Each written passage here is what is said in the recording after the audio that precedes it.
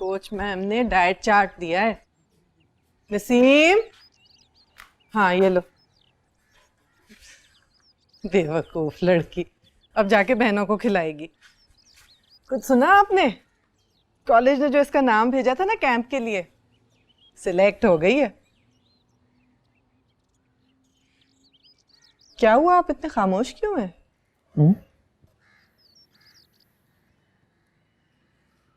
मैं क्यों खामोश हूँ? क्यों खामोश हूँ मैं नजमा बेगम? एक बात मुझे अंदर ही अंदर खाए जा रही है, मेरा कलेजा चाट गई है वो बात। क्या बात?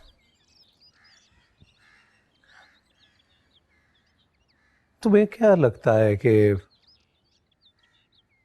मैं इन लोगों की बातों से बदल गया हूं? नहीं,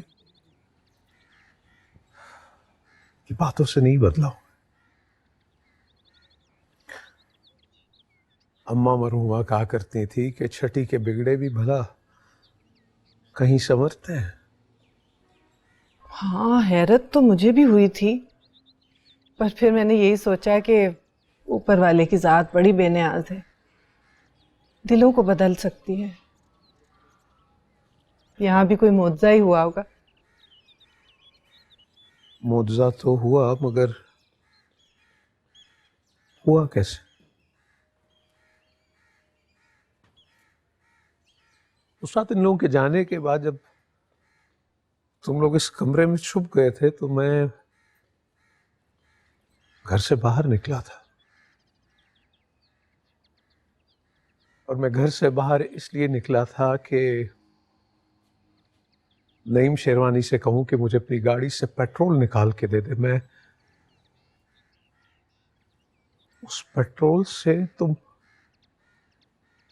सब लोगों को जला देना चाहता था।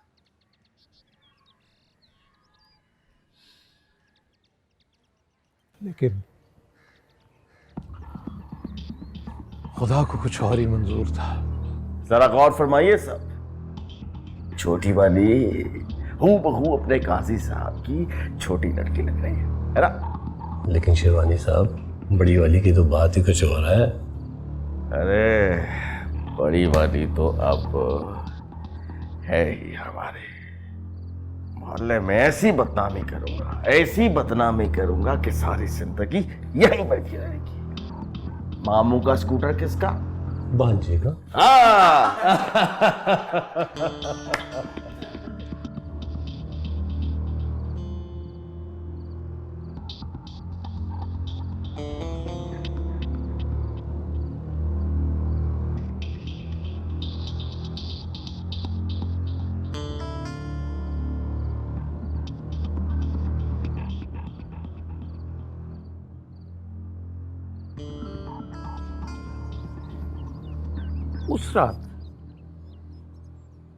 उस रात पहली मर्तबा, पहली बार मैंने बाप बनकर सोचा, सिर्फ एक बाप बनकर। मुझसे बहुत से सवालात किए मैंने। जिस औलाद को जिंदगी भर पाला पोसा प्यार किया, मैं उसकी जान क्यों लेना चाहता हूं? क्या कसूर है नसीम का? वो गेंद बल्ला खेलना कसूर है उसका? और वो जो औरत को नीम बरहना करके नचाते हैं, उनका कसूर नहीं है? कसूर किसका है? नसीम का या नईम का?